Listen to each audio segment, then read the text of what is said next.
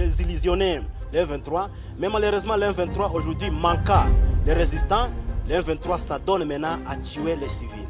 Et donc, depuis le début de l'année 2024, nous sommes en train de dénombrer plus de 16 morts tués par les 23, uniquement dans la localité de Bukombo, uniquement dans les groupements de Bukombo, parce qu'il faut parler de tous les groupements de Bukombo là où les 23 occupent aujourd'hui. C'est vraiment la situation, elle est catastrophique parce qu'on semble penser que c'est d'ailleurs un génocide qui est en train d'être perpétué par les 23. Parce qu'on ne comprend toujours pas comment un groupe de rebelles, un groupe qui s'est dit venir libérer les populations congolaises, mais qui malheureusement a semblé navrer encore dans des actes à caractère terroriste pour que toujours imposer cette souffrance à l'endroit de la population.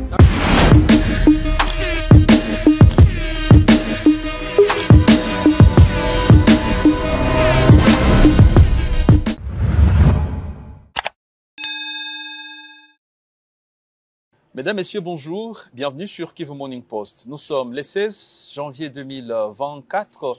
Nous nous retrouvons en République démocratique du Congo. Cette fois-ci, l'actualité exige d'un décryptage.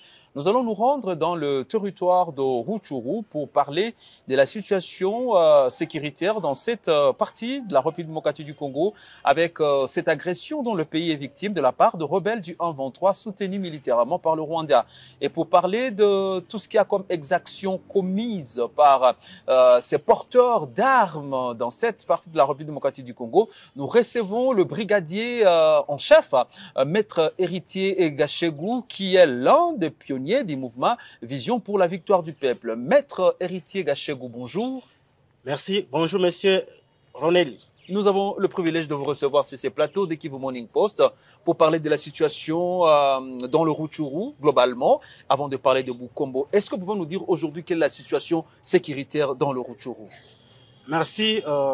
C'est en quelque sorte un honneur, bien que ça soit aussi un déshonneur, pour parler du malheur de notre territoire, le malheur que nous traversons. Évidemment, l'actualité aujourd'hui dans notre territoire de Rutshuru est caractérisée par les tueries incessantes qui sont faites par les 23. Vous savez que notre territoire de Rutshuru fait presque 3 ans, voilà bientôt 3 ans, alors que nous sommes maintenant sous l'occupation des 1-23. Donc nous sommes vraiment un tout petit peu dans un désarroi total et surtout des fois nous sommes dans un déplaisir pour parler de cette situation parce que ce sont toujours des larmes aux yeux quand nous nous rappelons de notre territoire, de la situation dans laquelle se trouvent nos familles, nos petits frères, nos mères et nos papas. Alors, vous avez publié un communiqué. Dans ce communiqué, vous remettez en cause les actions qui sont perpétrées par le rebelle du 1-23 à Bukombo. Est-ce que vous pouvez nous dresser la situation globale aujourd'hui de Bukombo après cette occupation ou pendant cette occupation de rebelles du 1-23? Bien, merci pour cette occasion que vous nous offrez d'abord.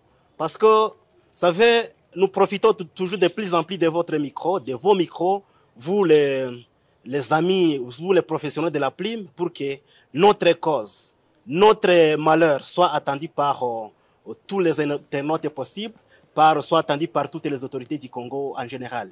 Voilà, en fait, la situation de Bukombo aujourd'hui, elle est vraiment parfaitement caractérisée par les massacres qui sont faits du jour au lendemain par l'M23. Vous savez que quand l'M23 a été dans les groupements de Bukombo, il a été des fois victime aussi des attaques, des affrontements des résistants des CMC FDP qui est un groupe de résistants, un groupe de patriotes résistants qui a pris la grande ampleur dans les groupements de Bukombo. Et donc c'est dans cette chefferie de Boucha, plutôt dans cette chefferie de Buito, le groupement de Bukombo semble être la centrale, ou mieux d'ailleurs l'épicentre de la résistance patriotique. Voilà maintenant qu'à l'M23 a tenté encore y revenir depuis le mois d'octobre 2023.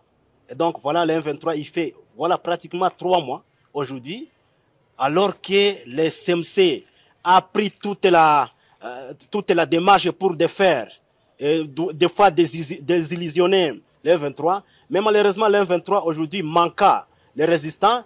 Les 23 s'adonnent maintenant à tuer les civils. Et donc, depuis le début de l'année 2024, nous sommes en train de dénombrer plus de 16 morts tués par les 23, uniquement dans la localité de Bukombo, uniquement dans le groupement de Bukombo. S'il faut parler de tous les groupements de Bukombo là où les 23 occupent aujourd'hui, c'est vraiment la situation, elle est catastrophique parce qu'on semble penser que c'est d'ailleurs un génocide qui est en train d'être perpétué par les 23 parce qu'on ne comprend toujours pas comment un groupe de rebelles, un groupe qui s'est dit venir libérer les populations congolaises, mais qui malheureusement a semblé navrer encore dans des actes à caractère terroriste pour que toujours imposer cette souffrance à l'endroit de la population. Alors, est-ce que vous portez tous ces actes ou toutes ces violations de droits humains auprès des autorités congolaises qui sont censées, bien sûr, apporter des réponses claires, même protéger la population aujourd'hui victime de ces atrocités des rebelles du 23? Mais écoutez, cette situation que nous traversons, en particulier les territoires de Rutshuru, Nyiragongo et Masisi, elle est toujours dite par nous, les concernés, nous qui sommes les premières victimes. Parce que nous sommes à la première ligne des victimes, c'est nous qui sommes concernés par ces atrocités qui sont en train d'être vécues dans ce territoire de Rutshuru. J'ai dit la chefferie de Bouicha et la chefferie de Bwito. Et donc, il y a beaucoup de méfaits qui sont faits par le 23. Il n'y a pas que les massacres. Il y a aussi les actes de torture. Il y a aussi les actes de déportation. Il y a les actes des arrestations arbitraires. Il y a les actes des exécutions sommaires. Et donc, en général, ce sont vraiment des actes de la barbarie que nous avons toujours, nous sommes donné toujours le courage de pouvoir documenter, de pouvoir condamner, au besoin de pouvoir les porter à la place de l'opinion publique. Mais fort malheureusement, l'espoir continue à être encore un désespoir parce que depuis que le 23 est apparu sur le territoire de Rutshuru, nous avons toujours eu ce courage de pouvoir publier, de pouvoir dénoncer et de pouvoir, au besoin, saisir les autorités de l'état de siège au niveau de la province du Nord Kivu. C'était anciennement avec Constant Dima, l'ancien gouverneur, avec aujourd'hui le général Pita Chirimwami, avec nous avons essayé aussi de saisir même les instances au niveau national, l'Assemblée nationale, mais y compris même la présidence. Mais malheureusement, la population semble être aujourd'hui abandonnée parce qu'on ne comprend toujours pas comment un territoire pareil, un territoire qui est géostratégique vu la politique sous-régionale de la RDC ou même de toute l'Afrique, de la partie centrale de l'Afrique, est abandonné entre les mains des rebelles qui sont appelés d'ailleurs des terroristes, qui posent des actes terroristes, qui posent des actes à caractère génocide, parce que à présent, on est en train de penser que c'est vraiment des actes qui sont prémédités, qui sont en train de faire à l'endroit des populations civiles. Alors, nous avons également vu pendant une certaine période la population qui avait plébiscité ou qui s'était félicité de cette présence, même de cette résistance de Wazalendo. Est-ce que ces Wazalendo existent encore dans cette zone? Et si ils existent, qu'est-ce qui les bloquerait aujourd'hui de mettre fin à cette machine de tuerie mise en place par le rebelle du 23? Bien, merci. Je disais tantôt que le groupement de Bukombo et au mieux d'ailleurs la chefferie de Bwito, c'est vraiment l'un des épicentres de la résistance patriotique au niveau du territoire de Rutshuru, aussi pas dire toute la globalité de notre province du Nord Kivu. Et donc, les Wazalendo existent bel et bien parce qu'il y a aussi un groupe de CMC-FDP, les collectifs de mouvements pour le changement FDP au niveau du groupement de Bukombo, qui ont essayé de désillusionner le 23. Vous savez, depuis très longtemps, quand le 23 commençait ses actions, il y a eu beaucoup de rapports des Nations Unies et beaucoup de rapports des autorités congolaises qui faisaient croire que le 23 semble être un groupe bien organisé avec des armes sophistiquées, bien qu'accompagné par la RDF, l'armée rwandaise aujourd'hui, et surtout sur les premières lignes de front au niveau de Bukombo, Bambo, et même à Tongo, il y a visiblement les forces rwandaises qui sont les commandos qui sont là-bas. Ce sont eux d'ailleurs qui tuent, ce sont eux qui exécutent sommairement les populations. Et donc c'est en réalité cette présence de forces rwandaises. Bien sûr, il n'y a pas que les rapports des Nations Unies, puisque même les populations testent bel et bien que ces forces sont originaires du Rwanda. Et donc ce sont eux qui commettent ces exactions à l'endroit de la population. Et donc les CMC, parmi l'un des groupes de résistants qui ont essayé de désillusionner dans la zone de la chefferie de Bwito, l'M23. Et donc, CCMC existe bel et bien. C'est un groupe de patriotes, un groupe de résistants, un groupe qui travaille aux côtés de toutes les forces de résistants qui sont engagés sur la ligne de front, notamment le CMC, la PCLS et les autres. Alors, votre temps est précieux, nous devons le respecter à travers cette émission avec décryptage sur Kivu Morning Post. Alors, tenant compte de la situation telle qu'elle se présente aujourd'hui dans le groupement Bukombo, qu'est-ce que les autorités de la République démocratique du Congo doivent faire pour permettre à cette population de vivre dans un état de paix et de sécurité? Bon, sincèrement, il faut accepter que la réponse est tarde à venir, puisque nous avons toujours pensé que nous semblons être oubliés.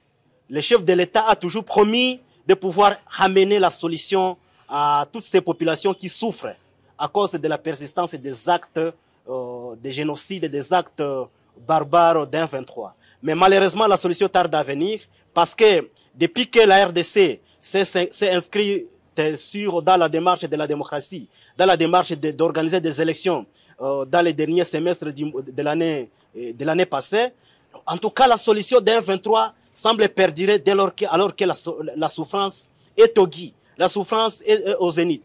Et donc, nous pensons que les autorités congolaises devraient faire toutes les forces possibles, devraient engager, devraient s'impliquer pour que la solution puisse être retrouvée, parce que c'est notamment la promesse que le chef de l'État qui a été réélu, son Excellence Antoine Félix Tshilombo, il a donné qu'à une moindre escalmouche, il devrait réagir. Malheureusement, voilà, plusieurs localités semblent être encore dans les mains d'un 23.